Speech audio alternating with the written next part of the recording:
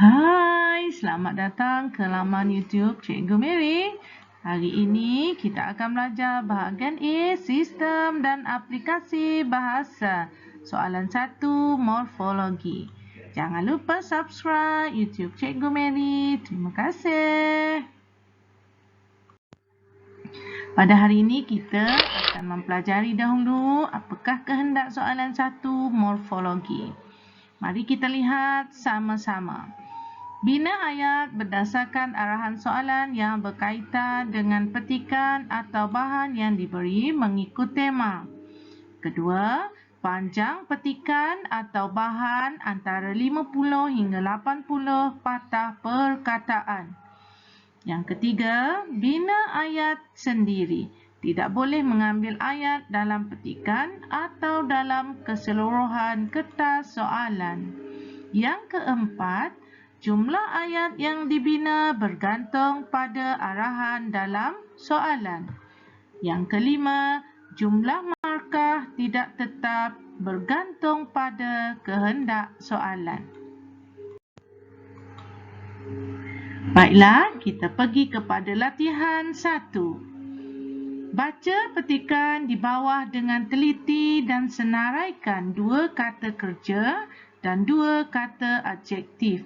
Kemudian anda dikhendaki untuk membina satu ayat anda sendiri daripada setiap perkataan yang dipilih untuk menunjukkan bahawa anda faham akan maksud dan penggunaannya.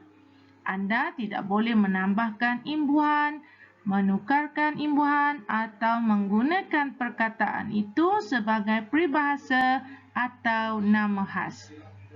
Baiklah, para pelajar akan membaca petikan yang diberikan. Apa yang perlu pelajar ingat ialah para pelajar haruslah membaca arahan soalan dan membaca petikan yang diberikan sambil mengesan kehendak soalan, iaitu kata kerja dan kata adjektif. Seterusnya, setelah membaca petikan yang diberikan, pelajar dapat mengesan kata kerja yang terdapat dalam petikan itu. Kata kerjanya ialah menghargai dan tidur. Baiklah, pelajar haruslah faham bahawa perkataan menghargai ialah kata kerja transitif dan perkataan tidur ialah kata kerja tak transitif. Beralih kita kepada kata adjektif. Setelah pelajar membaca petikan, pelajar akan menjumpai perkataan terbaik sebagai kata adjektif dan perkataan silam sebagai kata adjektif. Dan untuk notanya, perkataan terbaik ialah kata adjektif terbitan dan perkataan silam ialah kata adjektif waktu. Baiklah, selepas kita mengetahui perkataan kata kerja yang kita temui dalam petikan, iaitu menghargai dan perkataan tidur, manakala kata adjektif pula adalah perkataan terbaik dan perkataan silam. Seterusnya, bina ayat daripada perkataan kata kerja.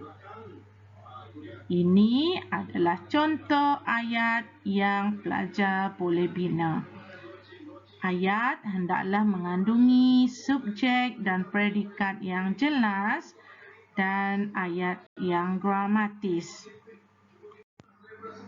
Seterusnya, bina ayat daripada perkataan kata adjektif, iaitu perkataan terbaik dan perkataan silam. Para pelajar boleh merujuk contoh ayat yang telah diberikan.